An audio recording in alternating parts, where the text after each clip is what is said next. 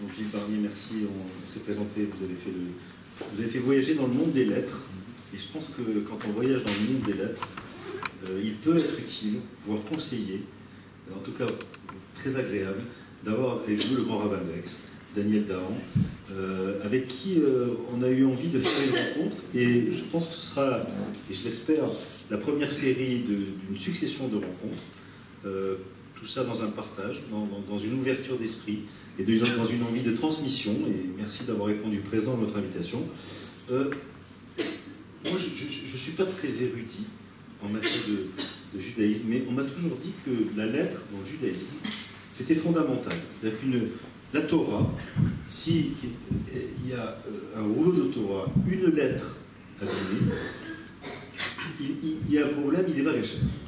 Donc cette importance qu'on accorde à la lettre, je pense que c'est quelque chose qui nous réunit ce soir, et que le prétexte de la démarche créative peut nous permettre de nous élever, et merci d'être là tous les deux.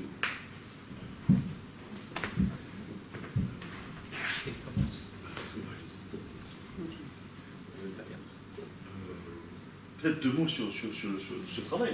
Saint-Amès nous a présenté la nuit. Oui, bien sûr. Et pour M. le Grand Rabbin, puisse dire son travail, qu'il puisse interagir. Oui. Vous êtes vu à Aix. Donc je vais expliquer comme ça en quelques phrases l'objet de mon travail. C'est vrai que contrairement à l'alphabet latin qu'on utilise tous les jours, A, B, C, D sont des lettres qui correspondent en fait à des intonations, qui n'ont pas forcément une signification dans leur symbolique. L'alphabet hébreu, lui, apporte beaucoup de sens, non seulement dans sa valeur numérique, qui peut aussi être interprété avec d'autres mots ou d'autres symboles, mais aussi la façon dont la lettre elle-même est construite, qui a une certaine signification. Par exemple, quelque chose dont je n'ai pas parlé tout à l'heure, le guimel qui correspond au mot gimla, au gomel, celui qui donne, et en fait le guimel est une lettre altière, et on a l'impression que c'est un personnage. C'est d'ailleurs comme ça que la lettre a été conçue. C'est pour rappeler en fait l'idée de quelqu'un qui donne aux pauvres, qui est en fait le dalet, le dal, qui est la lettre suivante. Donc les lettres hébraïques ont une symbolique non seulement au niveau de la façon dont on les écrit, au niveau des mots qui les représentent, et au niveau de la valeur qu'elles représentent. J'ai essayé moi-même en fait, le travail que j'ai fait, c'est un travail d'interprétation personnelle sur les lettres, qui n'a pas forcément, comme disait monsieur tout à l'heure, moi non plus je ne suis pas très érudit, j'ai étudié cependant toutes les lettres de manière assez approfondie, mais j'ai donné ma propre interprétation à moi, avec mon expérience de vie, ce que j'ai vécu jusqu'à aujourd'hui, et en essayant de trouver des symboles qui pouvaient s'associer à la lettre, des fois de façon amusante, des fois de façon un peu plus sérieuse, mais c'était un travail très intéressant. Voilà, en quelques mots, l'objet de mon travail. Je vais laisser M. le Grand Rabbin parler des lettres, qui, je suis sûr, approchera d'une manière différente et peut-être plus pertinente parfois. Merci à tous. Je peux prendre le... Ouais. Non, mais c'est mieux, parce que ça c'est trop bas. Je voudrais prendre de... Vous m'entendez? Oui, très bien. Alors, je voulais vous remercier de m'avoir invité, et le sujet est tellement vaste que je me suis quand même creusé la tête en me disant mais par où je vais commencer? Parce que c'est tout le problème, c'est de savoir où commencer, où aller, terminer, je n'oserais pas le dire parce que c'est un sujet qui est inépuisable, et fondamentalement, au commencement était le verbe, au commencement était la parole, au commencement aussi était la lettre. Et ça c'est la première chose qu'il faut bien préciser. C'est-à-dire que la tradition juive nous enseigne que les 22 lettres de l'alphabet constituent, comme on l'a annoncé en préambule, en fait, l'ensemble des lettres de la Torah. Et qu'il y a un enseignement très beau de nos sages qui nous dit qu'au départ, Dieu, comme un architecte, a conçu la Torah pour créer l'univers, pour créer le monde, pour créer l'homme. Et donc, tout part, tout vient et tout va aux lettres de l'alphabet hébraïques qui ont une spécificité, comme l'a dit Gilles Barnier, c'est que ce sont l'hébreu, à la différence des autres langues, les langues latines notamment, n'est pas une langue avec des voyelles dans l'alphabet, c'est une langue strictement consonantique. Et c'est-à-dire qu'on n'a pas de voyelles intégrées dans l'alphabet. Hein. D'ailleurs, quand on ouvre un journal tout à fait profane en Israël, eh ben, on serait bien marre de trouver des voyelles. Il n'y en a pas. A priori, on apprend à lire sans voyelles. Et la difficulté, elle est là. Trouver. Alors, la fonction primaire de l'hébreu au démarrage, c'est le Lachon HaKodesh. C'est la langue sacrée. Il y a plusieurs sortes d'alphabets hébraïques. Et ça, c'est un petit préambule. J'avais oublié dans mon topo de le mettre et ça m'est revenu. Il y a ce qu'on appelle l'octave ivri et l'octave ashuri. C'est-à-dire que dans l'histoire d'Israël, on peut dire qu'il y a 3 phases. Il y a la phase du don de la Torah, au pied du mont Sinaï. Il y a la phase post-sinaïtique jusqu'à l'exil de Babylone. Donc, moins 587 avant l'ère de guerre, c'est la destruction du premier temple par Nabuchodonosor. Donc, il y a 2500 ans. Et 70 ans après environ, le retour de Babylone avec Ezra et Néhémie. Et à ce moment-là, eh bien, dans les bagages, les Juifs, les exilés de Babylone, ramènent plein de trucs de l'exil. Hein. Vous savez, aujourd'hui on part en voyage, on va au duty free. Eh ben, eux, c'était pas un voyage très drôle. Et leur duty free, c'était quoi? Eh bien, les spécialistes du duty free, c'est les Israéliens. C'est vrai. Il y a Kalod, j'y étais il n'y a pas très longtemps, pas pour des bonnes choses, mais on est toujours effaré. Quand vous arrivez au duty free à Ben Gurion, eh ben, il y a les Israéliens qui font les achats de tout ce qu'ils vont récupérer à leur retour de voyage. Comme s'ils ne vont pas acheter assez aux États-Unis ou en Europe, et ils font encore la frénésie de l'achat. Oui, hein, je dirais que c'est compensatoire du stress qui est inhérent à la société israélienne. Et donc, le duty free des exilés au retour de Babylone, c'est quoi? C'est le nom des mois, puisque les mois au démarrage n'avaient pas de nom. Donc, le nom des mois et de l'année du calendrier juif sont des noms babyloniens. Ça mériterait un thème en soi, mais ça ne sera pas pour ce soir. Et une autre forme d'écriture qui change. L'écriture était une écriture ronde, qu'on appelait l'octave ivri, l'écriture hébraïque. Et on va passer à une écriture carrée, comme celle que vous avez là devant vous, qu'on appelle l'octave ashuri, l'écriture assyrienne. Et en réalité, il y a des incidences qu'on n'aura peut-être pas le temps de traiter ce soir, mais notamment sur le fait que eh bien, les rabbins du Talmud disent qu'il est obligatoire que les tables de la loi, les Luchot Abrit, aient été inscrites avec une écriture carrée, car autrement, il n'y aurait pas eu de miracle, puisqu'on nous dit que les lettres étaient visibles de part et d'autre des tables. Or, s'il s'agit d'une écriture ronde, ça tient naturellement là-dedans. Par contre, avec une écriture dite carrée, par exemple, on va chercher les lettres. Là, il va m'aider, l'artiste. Il n'en manque pas, là, dans le lot? Non. Il n'y en a pas côté. Il n'y a pas les sophiotes, mais... Ah, il n'y a pas les lettres finales. Ouais, c'est ça. Alors, par exemple, le Kouf, le Cher, le même, il est bien, il est pas mal. Et ils sont très beaux, hein, d'ailleurs. Il fait de belles lettres. Il aurait pu faire Sofer. Il n'est jamais trop tard, hein. C'est un appel d'offres, hein. Ah oui. Oui, votre maman est d'accord. Mais une mère juive, elle ne veut que le meilleur pour son fils. C'est bien connu.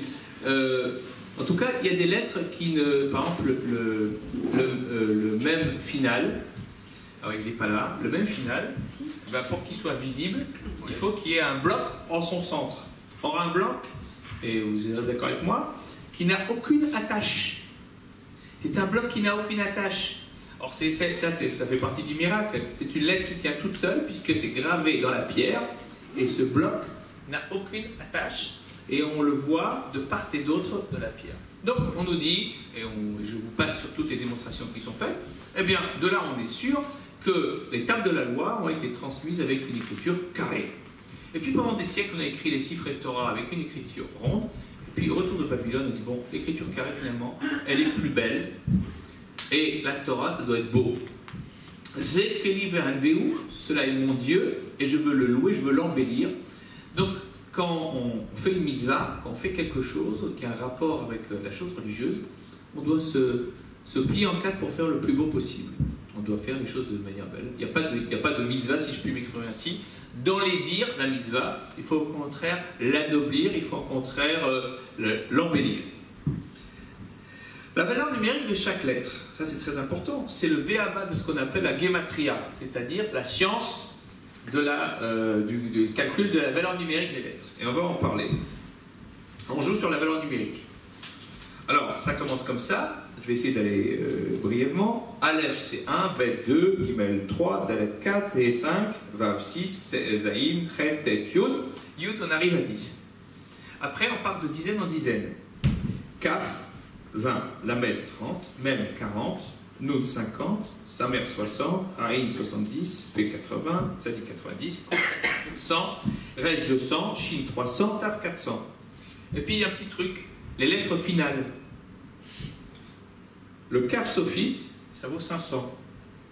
Le Mem sophite, c'est 600. Le Nun sophite, c'est 700. Le P sophite, c'est 800. Et le Tzadik sophite, c'est 900. Donc on a fait la valeur de chaque lettre. La forme des lettres, maintenant, ça a aussi un sens. Alors je vous donne quelques petits exemples, hein. On va survoler, peut-être on essaiera de discuter après. Bet, ça fait ressembler à Baït. Où est-ce qu'il est? Je cherche là. Là-bas, là-bas. Ah, dans l'ordre alphabétique. Ah bah voilà. Donc Baït, et vous voyez, ça ressemble à une maison. Baït, c'est une maison. Donc en fait, le Bet, qui marque le début de la Torah, bah, c'est une maison. En réalité, Dieu, lorsqu'il crée le monde, veut que l'harmonie règne dans le monde qu'il a créé et qu'on s'y sente comme à la maison. Home sweet home, disent nos amis britanniques. Le P, où est-ce qu'il est? Là. Ça ressemble à une bouche. P, c'est la bouche en hébreu. Ça représente une bouche qui est ouverte. Donc la parole. Parce qu'il y a deux choses qui sont très importantes, c'est l'écrit et la parole.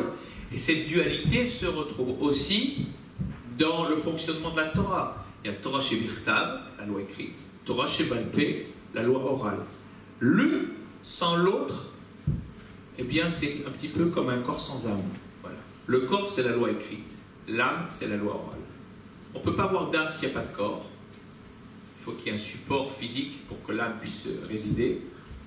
Et on ne peut pas avoir de corps s'il n'y a pas d'âme, parce que ce serait comme un arbre desséché. La sève nourricière du corps, c'est la Torah orale. Et le corps, c'est la Torah écrite. Aïn, où est-ce qu'il est? Avant l'œil. Ben, les yeux. Il a bien mis. C'est l'œil, évidemment. C'est l'œil. Là, il en a mis 2. 4, 6. Pourquoi autant de dieux? J'ai pas d'explication. Je voulais mettre des yeux. Enfin, un régage, comme on dit en Israël, c'est un sentiment comme ça. Pour renforcer le côté, voilà. Pour renforcer la signification du mot. Voilà, œil. Donc voilà, le tzadi, on vous a mis avec un petit couf, voilà, c'est l'idée que ça s'appelle aussi tzadik, le juste. Ça symbolise le juste, c'est très important de le dire. Et puis on vous a dit quelque chose de très important, c'est ce que dit le Talmud dans le traité Shabbat. Il y a le Gimel, et qui précède toujours le Dalet. Et la Gemara nous enseigne que le Gimel a une sorte de pied qui va de l'avant pour montrer ce que fait le Gomel Chesed, celui qui cherche à prodiguer du bien à autrui. Et qu'est-ce qu'il fait? Il se met en avant pour donner pas simplement de l'argent, mais de la compassion, de l'empathie au Dal, à celui qui est dans la misère physique, matérielle, spirituelle, affective. Donc, d'ailleurs, c'est pour cela que le terme hébreu de tzedaka ne fait pas référence à la notion chrétienne de charité, mais au contraire à l'idée de justice, de ce que l'on nomme le tikkun haolam, c'est-à-dire que la volonté de Dieu, que le monde puisse être perfectionné. Et c'est le sens de cet échange entre le procurateur romain Turnus Rufus et Rabbi Akiva. Turnus Rufus dit à Rabbi Akiva, mais en fait, vous les Juifs, pourquoi est-ce que vous pratiquez la circoncision, la Brit Mila? Si votre Dieu est si grand, si parfait, il n'y a pas besoin de compléter quelque chose. Il n'y a pas besoin de toucher au corps de l'homme. C'est le fameux débat entre le monde gréco-romain et Israël. Ils considèrent que la circoncision, c'est une mutilation. Comme quoi, rien de neuf sous le soleil, ce débat existe encore jusqu'à aujourd'hui. Et Israël considère au contraire que la circoncision, c'est une élévation, c'est la perfectibilité du corps humain pour marquer sa soumission parfaite à Dieu et à ses lois. C'est d'ailleurs comme ça que Saül de Tarse, qui dit Saint Paul dans les évangiles, a trouvé le truc pour faire basculer tout le monde gréco-romain dans le giron du christianisme. Jusqu'à ce moment-là, le christianisme, c'était une secte juive. À partir du moment où on supprime la nécessité de circoncision et accessoirement le respect du Shabbat, le respect de la cacheroute et tout, on a vidé ce pseudo-judaïsme de toute sa substance vitale et effectivement, on a ouvert les portes de l'Église à tous les barbares, dans le sens grec du terme, qui désormais peuvent s'y engouffrer sans aucune entrave et sans aucune contrainte. Et donc, c'est exactement cela, la notion de charité, qui dit oh oui, on est charitable. Non, on n'est pas charitable. Quand on tend la main à celui qui en a besoin, c'est paradoxalement celui qui donne qui doit dire merci à celui qui reçoit. Parce que c'est Tzedaka, c'est Tzedaka va chesed. C'est la notion de justice qui est désormais accomplie. Dieu nous a demandé de faire en sorte de pouvoir réparer la misère de ce monde. Lorsque l'on a la possibilité de le faire, eh bien on doit remercier celui qui nous en donne la possibilité et non pas l'inverse. On a renversé la donne. Je dirais que c'est un peu le distinguo qu'il faudrait opérer entre les restos du cœur et la tzedaka. Les restos du cœur, c'est bien. Encore faut-il savoir dans quel esprit ça se fait. Ça se fait parce que l'on voit une souffrance quelconque qui est là, présente à nos yeux, et que l'on essaye d'y pallier. C'est tout à fait positif. La tzedaka, c'est je vois une souffrance, j'essaye d'y pallier, mais je sais aussi qu'en faisant la tzedaka, je m'élève spirituellement. Et que la tzedaka constitue un des piliers majeurs du judaïsme pour permettre à la personne de s'élever spirituellement et donc d'acquérir une hauteur spirituelle qu'elle n'aurait pas pu obtenir par ailleurs, autrement. Donc c'est un moyen de s'élever spirituel. Et donc ça prend tout à fait une autre dimension. Le Midrash Tanaïm recense les 22 principes d'herméneutique utilisés par les sages pour interpréter la Torah. Et parmi ceux-ci, eh bien, un certain nombre que l'on va voir. On peut interchanger les lettres en fonction du caractère de leur prononciation. D'après le Sefer Yetzira, qui est un livre très ancien, qui date de l'époque de la Mishnah, il y a 5 groupes vocaux, vous les connaissez, hein, par exemple les gutturales, qui sont le Aleph, le Chet, le He et le Haïm. Les labiales, le Bet, le Vav, le Mem, le P. Le troisième groupe, c'est Gimel, Kaf ou Chaf et Kouf. Le quatrième, c'est Dalet, Tet, Lamed, Nun et Tav. Et le cinquième, c'est Zayin, Samer, Shin, Resh, Tzadik. C'est-à-dire, dans chaque groupe, vous pouvez interchanger chacune de ces lettres. On va peut-être voir après. Par exemple, vous avez le mot Sheva et le mot Shefa. Donc, le Bet et le P sont dans le même groupe. Sheva, ça veut dire 7. Shefa, ça veut dire profusion, abondance. Eh bien, le mot 7 et le mot abondance peuvent d'ailleurs s'intervertir. D'ailleurs, en arabe, par exemple, on n'a pas le son P. Ça n'existe pas. C'est toujours la police. La police, oui, on rigole là-dessus, mais en Israël, par exemple, voilà, vous tombez avec des Arabes israéliens qui parlent parfaitement l'hébreu. Mais il y a un petit truc comme ça. Je rentre dans un magasin de bonbons à Petar Tikva avec un de mes frères. Et je lui dis, oui, c'est bon. Alors, il connaissait tout. Ça, c'est la Hashgacha, Chuk Khatab Sofer, Petar Tikva, Badat Yerushalayim. Et puis, il y a l'écueil. Zé Barvé. Il voulait dire parvé, neutre. Mais il ne peut pas dire parvé, il dit barvé. Après, il a dit mieux. Zé Egozé Bécan. Il ne s'agissait pas d'un vélo, mais des doigts de pécan. Egozé Pécan. Donc voilà. Et à part ça, c'était quelqu'un qui parlait parfaitement l'hébreu, mais sans aucun accent. Mais il y a des petits trucs comme ça. Parce qu'en arabe, le son P n'existe pas. Il est toujours remplacé par le son B. Mais je pense que les Israéliens le savent, ça aussi. On ne va pas vous dire Parnassa. Ou feu, non? Mais Barnassa. Feu? Palestine. Le Non. feu, non. Ah oui, le fait, oui, mais pas le P. Le feu, oui. Le F existe, mais pas le P. Vous comprenez la différence? Oui, on dit Palestine, oui. Ouais. Mais si vous dites, mais il ne pourrait pas dire Palestine. Eh oui, Il dirait Palestine. Ce qui n'est pas la même chose. Bon, on va parler de choses plus sympathiques. L'alphabet Atbash. Alors, ça aussi, ça existe. C'est très intéressant. Le Aleph est accolé au Tav. Et donc, vous avez une sorte de, comment dire, d'embrasement de lettres de l'alphabet du début à la fin. Donc, regardez. Vous reliez le Aleph avec le Tav, le Bet avec le Shin, le Gimel avec le Resh, le Dalet avec le Kouf, le He avec le Tzadi, le Vav avec le P, et puis j'ai fait le tour. Ah non, le Vav avec le P, le Zayin, non, attendez une minute, le Dalet avec le Kouf, le He avec le Tzadi, le Vav avec le P, le Zayin avec le Haïn, le Chet avec le Samer, le Tet avec le Nun, le Yud avec le Mem, où est-ce qu'il est là-bas, et le Kaf avec le Lamed.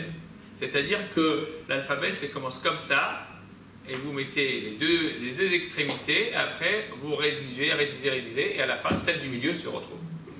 Alors, les rabbins utilisent ça aussi pour les prières, parce que je me suis dit, mais où est-ce que j'ai déjà vu ça? Ah oui, j'ai vu ça ce matin. Vous voyez, comme quoi. Et on a les supplications du matin. Alors on utilise des fois des prières qui sont faites sur l'ordre de l'alphabet, dans un sens ou dans l'autre. Donc les supplications du lundi et du jeudi.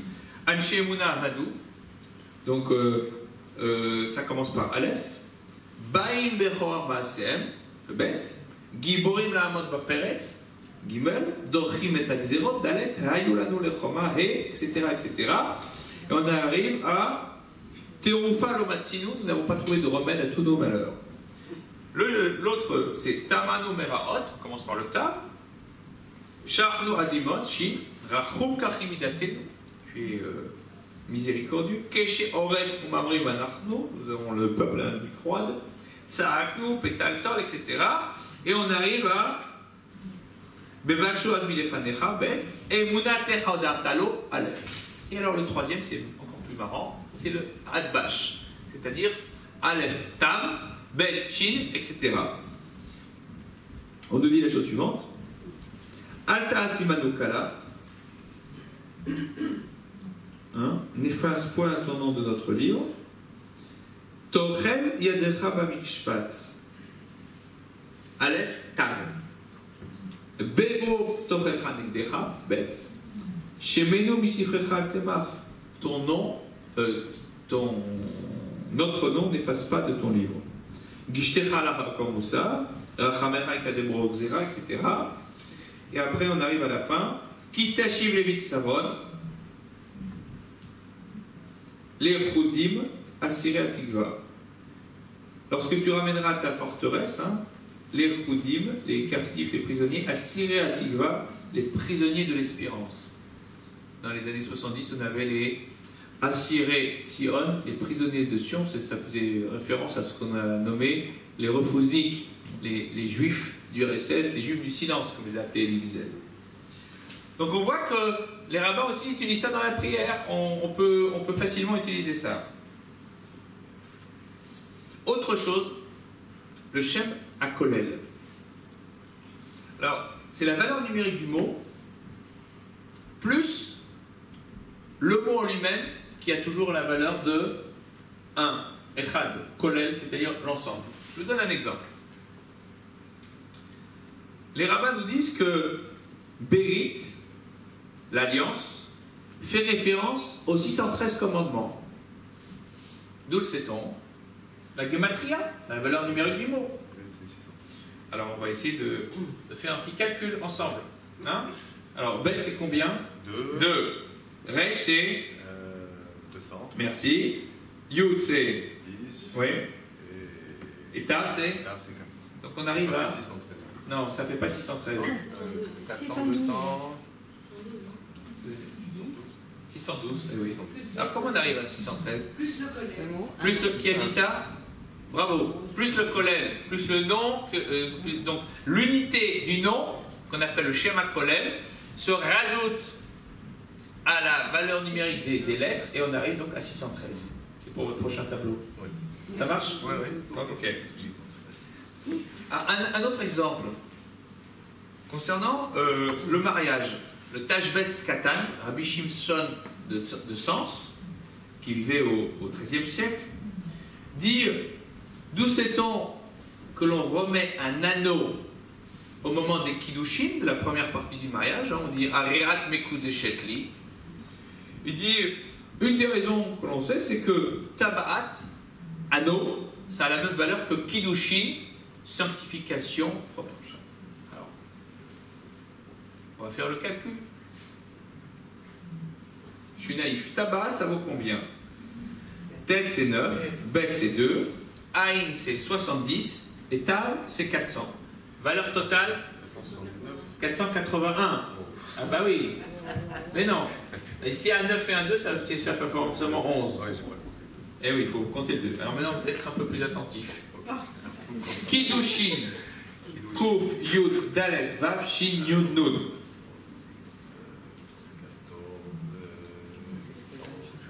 Très bien, jusque-là ça va. 320. Oui. 330. Et le non Sophie, c'est 600. Non, non, là on le compte pas. On le compte en normal. 50. 380. Non, plus encore 100. Non, c'est 480.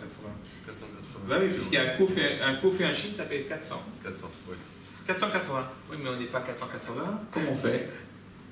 Le schéma Kolel, le nom, l'unité du nom, qui fait 481, et de là on dit, on voit que, eh bien, Tabat est comme Kiddushin. Alors, un des grands spécialistes de la gematria, c'est le Baal HaTurim, Rabbi Yaakov Ben Asher, qui a vécu au XIIIe siècle en Espagne, et il donne des tas d'exemples. Alors, je vais vous en donner un, et puis je terminerai mon propos aussi par son truc. Par exemple, il dit, vous savez qu'on a l'habitude de bénir les enfants le vendredi soir dans toutes les familles juives, on dit, quand c'est un garçon, que Yesimcha Elohim, qu'Ephraïm ou que Ménaché, que Dieu te place comme Ephraïm et Ménaché, les deux fils de Joseph. Et d'où le sait-on d'ailleurs, puisqu'il dit à ses enfants, et à son fils Joseph, Ephraïm ou Ménaché, que Rouven et Shimon et Yuli. Ephraïm et Ménaché seront pour moi comme Réhouven et Shimon, qui sont ses deux fils aînés, les deux grands. Alors le Baal HaTurim nous dit, mais d'où sait-on qu'Ephraïm et Ménaché ils ont le même poids que Réhouven et Shimon? Et bien, on va faire le calcul. Ah, je vais vous le dire quand même. Ça serait trop long à faire, vous amuserez à faire ça comme exercice. Rentrez chez vous. Ephraïm ou Ménaché, ça vaut 726. Je vous le garantis, j'ai vérifié. Réhouven, Shimon, ça vaut 725. Donc en fait, on est obligé de rajouter le schéma Kolel de Réhouven et Shimon pour avoir la même chose et pour dire que Ephraïm ou Ménaché, c'est comme Réhouven et Shimon. Maintenant, il y a un mot qui nous intéresse particulièrement. C'est le mot lève, qui veut dire le cœur. Tout le monde sait ça. Mais en dehors du cœur, c'est un mot qui est composé de la première et de la dernière lettre de la Torah. Bereshit, le bête, et l'Ené Kol Israël, aux yeux de tout Israël, le Lamed qui termine la Torah. Le Lamed fait référence au mot limoud, l'étude, qui est une vertu fondamentale du judaïsme. Le Bet fait référence à la maison, à l'intérieur, ou je dirais même à l'intériorité. L'étude doit nous procurer l'intériorité qui doit nous permettre de nous élever et de nous rapprocher de notre Créateur. Le Baal HaTurim, toujours lui, note que les lettres Lamed et Bet sont les seules à pouvoir se combiner avec toutes les lettres du nom de Dieu et à donner se combiner et à donner un sens. Les lettres du nom de Dieu, c'est Yud, He, Vav et He. Donc en vérité, Yud, He et Vav, puisque Léa apparaît deux fois. Alors on va faire un petit essai. Avec le Lamed. Lamed Vav, ça fait l'eau, ce qui signifie lui. Ok. Lamed He, c'est la. Elle, merci. Lamed Yud, c'est li, ce qui veut dire moi. Fine. Continuons. Bet Vav, ça fait beau. Chez lui. Chez lui, par lui, par en lui. Ok. Ba, par elle, en elle, etc. Bi, en moi, pour moi, chez moi, etc. On va essayer avec d'autres lettres. Par exemple, le même. Faites un essai. Même et Yud, ça fait mi. Qui. Très bien. Même et He, ça veut dire quoi. Et même et Vav, c'est quoi? Wello. C'est rien du tout. Gournish. C'est un mot, c'est mort. Voilà, ça fait rien. Voilà. Et essayez de faire un truc comme ça. Prenez par exemple le Kaf. Le Kaf, il est où? Là-bas. Kaf et Yud, ça fait qui. Kaf. Parce que Kaf et He, ko. Ainsi comme. Kaf et Vav. Rien. Voilà. Donc, vous pouvez essayer avec toutes les lettres de l'alphabet. Les lettres du nom de Dieu ne peuvent se combiner et ne donner un sens qu'avec le mot, les lettres Lamed et Vav, le mot lève. Et pour nous montrer que finalement le cœur, c'est le point avec lequel on est complètement connecté au Créateur. Il y a un passage du Zohar qui nous dit Oraita Kuchabirchu Israël Hadhi. Oraita, la Torah.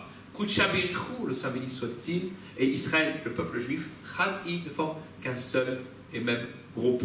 Sous-entendu, c'est une trilogie qui est inséparable. Si on sépare Israël de Dieu et de la Torah, il n'y a plus de sens. Si on sépare la Torah de Dieu et d'Israël, ça n'a plus de sens. Et si on sépare Dieu d'Israël et de la Torah, ça n'a plus de sens. Les trois ensemble sont nécessaires l'un à l'autre. Donc, si par contre, on inverse l'ordre, et au lieu de mettre Lamed Vav, lève, on met Bet Lamed, Baal, ça veut dire mari, propriétaire. Non, pas Baal. Baal. Baal tout court. Baal Tishkaf. Ça fait référence au négatif, au mauvais. Donc c'est la référence de négation. De la même manière, je vais vous donner un petit exemple. Vous avez un mot qu'on aime bien utiliser, surtout dans le sud, Emet, la vérité. Or, Emet, ce n'est pas simplement la vérité dans le sens classique du terme, c'est aussi un des sceaux de Dieu. Sceau dans le sens chotam, c'est-à-dire S-C-E-A-U. Or, le mot Emet est composé de trois lettres. Aleph, Mem et Tav. Si j'enlève le Aleph, qui fait référence à l'unicité de Dieu, au 1 à l'unique, j'ai le mot Met, mort. J'enlève l'unique, j'enlève l'unicité, j'enlève le rapport à l'infini, eh bien je n'ai que mort et destruction qui s'offrent à moi. Ce qui est intéressant dans le mot Aleph, c'est qu'il se compose de la première lettre de l'alphabet, le Aleph, le Tav, qui est la dernière lettre de l'alphabet, et le même qui est exactement le milieu de l'alphabet. Et ce sont trois lettres qui sont posées, qui ont des jambes en fait, qui tiennent debout. Ils sont stables. Contrairement, par exemple, au mot Sheker, qui veut dire mensonge, qui est composé de Shin, Kouf et Resh, qui sont toujours avec un seul pied. Qui tombent, exactement. Très bien. Adam, le premier homme, dont on nous dit que finalement il est l'émanation de la volonté divine. Eh bien, Adam, sans le Aleph, sans la dimension divine qui est incluse dedans, on a Dam, le sang. Or, il y a un passage du Talmud qui nous dit Shlosha Shutafim Ba'adam. Il y a trois associés dans l'homme. Av, Em, Akadosh Baruch Hu. Père, mère et le Saint béni soit-il. Le mot dam, c'est composé donc, ça a la valeur de 44. On est d'accord? Ok. Av, c'est combien? Aleph et Bet, ça fait 3, merci. M, 41. Aleph même.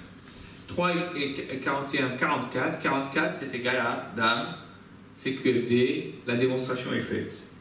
Le Shlach Kadosh nous dit que quand l'homme faute, c'est-à-dire que quand l'homme est sorti de son cheminement originel, qu'il a quitté ce pourquoi il avait été programmé par Dieu, eh bien le Aleph s'enlève, et il ne reste plus que le Dam, la chair et le sang, et il a perdu cette dimension originelle, celle qui lui aurait dû lui permettre de s'élever et d'aller de l'avant. Maintenant, j'aimerais conclure mon propos par un passage tiré de la paracha que l'on vient de lire, parce qu'il faut toujours être Binyan Aliyoma dans le sujet du jour. Or, on arrive après la faute du veau d'or, et Dieu dit, je veux effacer tout ce peuple, et je ne veux laisser à sa place que toi, Moïse, et de toi, je vais faire un nouveau peuple. Qu'est-ce que Moshe répond à Dieu? Vayachor Moshe Lachem Vayomar. Moshe a répondu à Dieu, il lui a dit,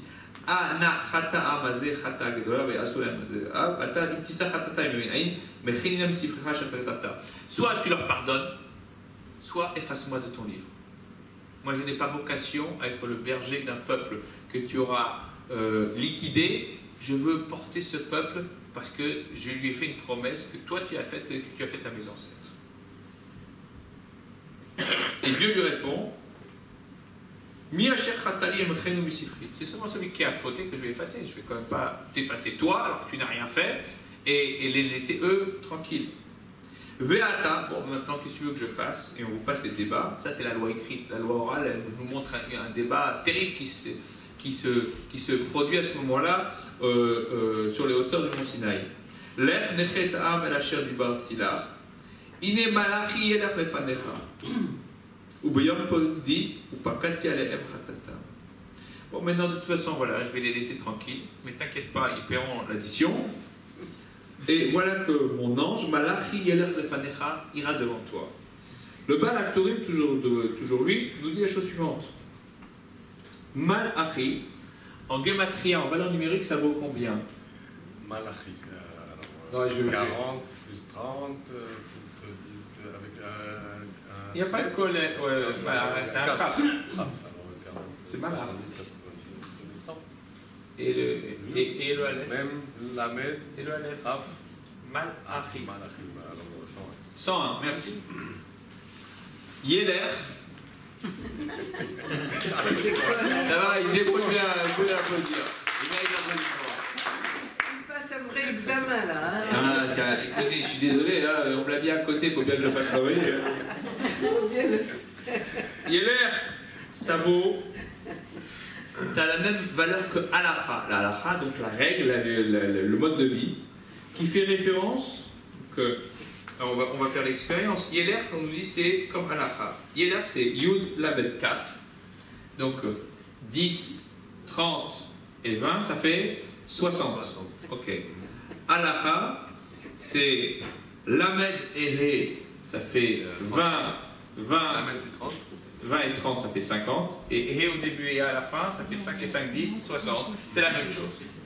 Pour nous dire que celui qui enseigne ou qui étudie quelque chose 101 fois, ce n'est pas la même chose que celui qui l'étudie 100 fois. C'est le 1 supplémentaire qui donne la dimension tout autre à notre sujet. Et c'est la raison pour laquelle, lorsque la personne l'étudie 101 fois, eh bien cette règle qu'il a apprise et qu'il a répétée, eh bien elle va devant lui. Yeler lefanecha, elle va au-devant de lui, elle le précède. Et on nous dit que Iné malachi yeler lefanecha, c'est comme le mot halakha, c'est aussi 60. Alors maintenant, pour terminer, le Baal HaTurim nous dit que malachi, ce sont les mêmes lettres que Michael. Michael, c'est l'ange qui est spécifique de Dieu et qui est là pour montrer la grandeur et la puissance de Dieu. Vous savez, la tradition juive nous dit que lorsque Abraham vient de s'opérer sur lui-même la Brit Mila, la circoncision. Il y a 3 anges qui viennent lui rendre visite. Un qui s'appelle Raphaël, le guérisseur, celui qui guérit au nom de Dieu, Raphaël. Un qui vient lui annoncer une nouvelle extraordinaire, Michael, qui est comme Dieu, qui est capable de faire en sorte qu'un homme de 100 ans, une femme de 90 vont avoir un enfant. Et le troisième, c'est Gabriel, Géboura, celui qui va détruire Sodome et Gomorrhe. Eh bien là, il est fait clairement référence à Michael pour montrer la grandeur de Dieu, qui par 22 lettres a été capable de créer un monde, de créer l'homme, de l'y faire résider et d'espérer que l'homme espère en Dieu pour pouvoir faire en sorte que l'homme aille vers Dieu et que Dieu descende vers l'homme. Je vous remercie.